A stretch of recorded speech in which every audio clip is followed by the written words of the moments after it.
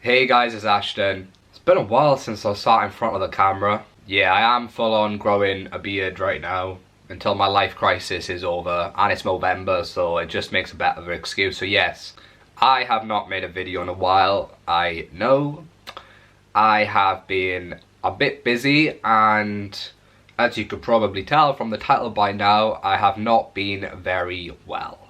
I made a video back last year talking about I had a kind of relapse into depression and anxiety, and I haven't watched that video since, but I'm pretty sure I said like that was the worst I'd ever felt in my life. And guess what? This time beats it. About the end of the summer, starting in September, I felt a dip in my mood, and anybody knows me knows this time of year I always have a little bit of a dip anyway. I'm a summer person, you know. I like the light, the shorts, the vest, the sun, the light nights. So yeah, kind of knew that was coming because it comes every year, but something was different this time. I've been taking fluoxetine, 40 milligrams for about a year now. When kind of like my mood started shifting, I noticed I was getting a lot more anxious, and I feel like my medication started not working, or I become resistant to it, which is a thing. This is the longest time I've ever been on fluoxetine, and during the summer, you know, I had a really good summer. I was busy, I worked for Netflix, I was still at a part-time job, I still managed a social life, like my life was thriving, like I was well excited to start back uni and all of this. But then, you know, the seasons changed, and then I had a lot of life changes. You know, I changed unis, changed courses, half lived away. A lot of stuff happened, met some really nice people. Yeah, it was a lot of change, and I found I was quite lonely. I wasn't really seeing anybody. I went from this full-time job seeing people every single day to nothing. And I love my own company usually. I absolutely adore it, but this time it was just something different.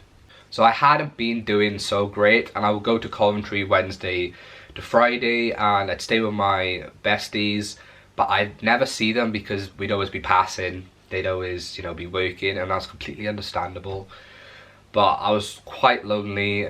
It was really strange living half away and living half at home. I felt like I was living a double life. I felt like I was Hannah Montana. So I think it was about 2 weeks ago, I drove to Coventry on the Wednesday. I went climbing there, had an awful climb. I got back to the flat, I saw Matt, had a chat with him. He went to work, and I had a complete meltdown. I'm not a crier, but I literally cried, and I just felt this overwhelming anxiety. It was ridiculous, and I was like, you know what, I need to drive home. I'd already drove to Coventry that day, but I was like, I need to drive home, and I need to see my dad. But you know, I was focused, I was fine in the car. I'm surprisingly always fine in the car. And I go home, and then, you know, I had to tell my dad that, you know, I wasn't feeling great, and he didn't really know what was going on. Yeah, that happened, and the next day I decided to go back to my doctors and be like, look, my medication is not working well for me anymore. I had been seeing primary mental health too since the start of the year, which was going well, and now, you know, that was coming to an end too. I'd already thought about going back to the doctors a few times before. This always happens, and then I get to a bit of a crisis point, and I'm like, okay, I should go back right now. The nurse I usually see wasn't there, she was on annual leave. Not great for me because Anne knows my shit. So I saw this locum doctor, and oh my god. Not a great experience at the doctor's. So they changed my medication from fluoxetine 40 milligrams to citalopram 20 milligrams. Straight switch, stop fluoxetine, start citalopram.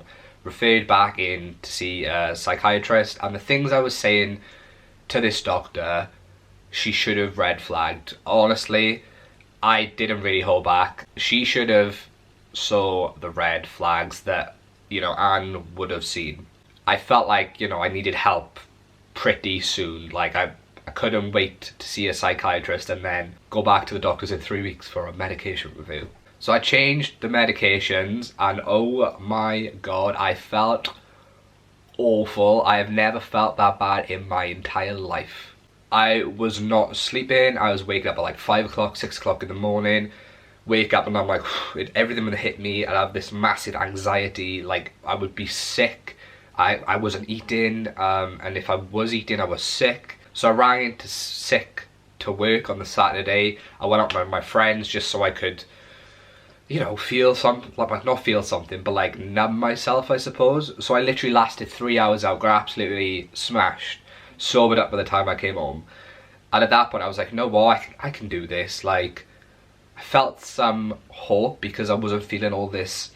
I just constantly felt on edge. And then I went to work on the Sunday and I was a bloody mess. Like, I spoke to my manager because I had to do a back to work form, and I just explained the situation, and it was like, just you know, just do what you want today. My heart was constantly like this, and I wear a Fitbit usually. My resting heart rate's like 67, and throughout that weekend it was like 90 odd, and that was high for me. So I was constantly like this, constantly on edge. I got home and I just was like, oh my god, I can't do this anymore. I can't do this, deal with these feelings anymore. And so I went out to the garage and saw my dad, and I don't know what came over me, but I saw him and I was like, Dad, can I have a touch? And then I literally bawled in his arms, and it wasn't just like a little cry, it was like a one of those kind of like cries. I don't cry, I do not cry. And I was like, Dad, I don't know what to do anymore. I felt horrific, I felt distraught, I felt like I couldn't like get through another bloody day. So I was like, Dad, I need to go to hospital. I wouldn't have gone to hospital if I didn't feel that bad, because I felt bad enough going as it is without a physical illness. So I rocked up to A&E with my dad and my blanket and I was like, I am having a mental health crisis and I need to see the crisis team. I pulled myself together by this point. Like, I wasn't crying in A&E. That would have been a weird experience. So they were really good. I just got triaged as you would do when you go to A&E anyway, and then I saw a nurse from the crisis team, and he was so lovely. And then this doctor had to sit in with me as well, and you know, I felt safe when I was there. So they seemed to think that I was experiencing so many overwhelming feelings because of the withdrawal from fluoxetine and the side effects of citalopram. And they also gave me some diazepam for a couple of days to kind of try and settle me and let me sleep. So we was only there about 2 hours, and I thought, yes, banging, gonna have a cracking night's sleep on Sunday night. Nah, still woke up at 7 AM even though I took diazepam. They referred me to the home treatment team. So these are like the mental health team that try and keep you out of hospital, out of like an inpatient place. So they would see me like every day kind of thing. So this started last week. So they would see me, they would come to my house every day, and now they're coming like every other day. So I don't know how long that is gonna last, but they have been really good. The psychiatrist decided to put me on another medication, and chloromazepine is a first generation antipsychotic. I'm not schizophrenic or experience psychosis, none of that. I have not heard any voices or anything. It's really good for, you know, increasing motivation, reducing anxiety, like putting you on a like flatliner level, helps with nausea and appetite and self-destructive thoughts. So, you know, it kind of would fit my symptoms.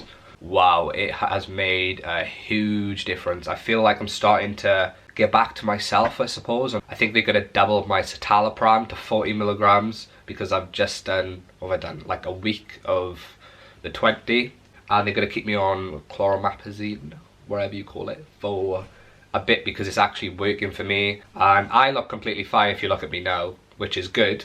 But this time, last week, I was an absolute mess. I cried over ironing.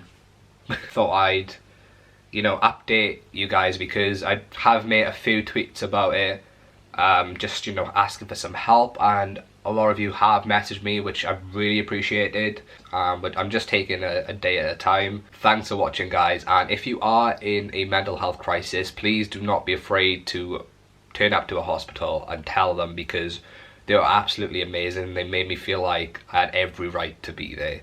Don't suffer in silence, because I've done it and it's been horrific. Horrific. So please reach out to someone, even if it's me or anybody else. So yeah, thanks for watching, guys, and I'll see you next time.